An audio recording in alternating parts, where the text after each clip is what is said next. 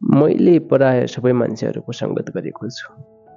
पढ्ने मान्छे, गाँजा खाने, चुरट खाने, बिग्रेको, सबरेको, ठुलो र सानो। आफ्नो कर्ममा तिनीहरू बहुत अडिग रहन्छन्, बहुत व्यस्त रहन्छन्। एउटा पढ्ने मान्छेलाई दुनियाँसँग कुनै प्रवाह हुँदैन। एउटा गाँजा खाने मान्छेलाई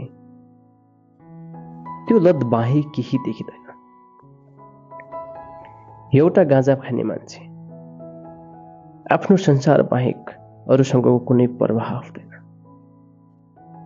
अरूको विषयमा उसलाई कुनै चासो नै हुँदैन। र यी सबै जो आफ्नो पेसामा एकदम तल्लीन भएर लागिरहेका हुन्छन्, तिनीहरू बहुत गहिराइमा पुगेका हुन्छन्। What is the real meaning of life भनेर तिनीहरूलाई प्राय थाहा हुन्छ। हो, हामीले आफूभित्र रमाउन सक्नुपर्छ, बस अरूलाई असर मात्र पर्नु हुँदैन।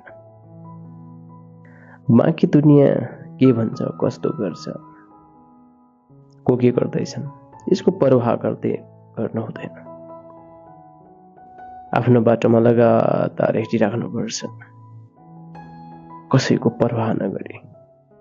यही लाइफ।